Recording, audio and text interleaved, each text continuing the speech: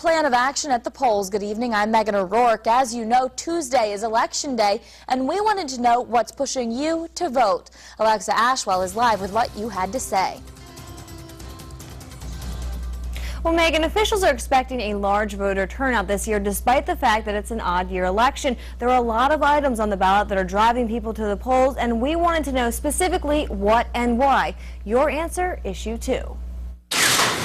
It's now law. It all started in March when Governor John Kasich signed a controversial collective bargaining overhaul into law, setting off a statewide election campaign to repeal Senate Bill 5. Issue 2 is the drive behind many residents getting to the polls this year. And as the clock winds down to Election Day, voters here are getting a little anxious. It hits home with a lot of people as far as what their rights are, as far as what what they have gained so far through the years, through the hard work of the unions, and there's a lot to be said for it. JUDY MANNIX is a FOP member and stands firmly no on issue 2. Police officers and firefighters had to fight hard to get the contracts that they got.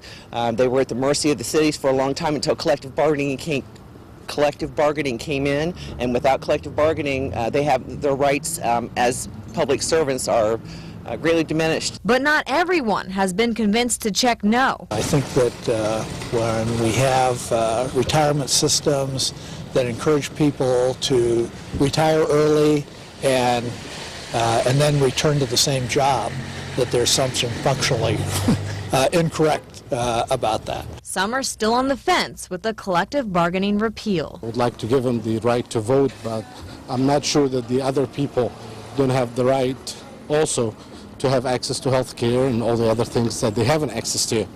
And I kind of like to level the playing ground between both of them, and it's kind of difficult. And when you head to the polls on Tuesday, a reminder, you need to bring identification. Accepted forms include an Ohio driver's license, state ID, or government ID that shows your name and address. Any form of military identification is also accepted, or a copy of a current utility bill, bank statement, paycheck, or government document that also shows your name and current address. A notice that the Board of Elections mailed to you will not be accepted. Reporting live, Alexa ASHWELL, 2 News on your side.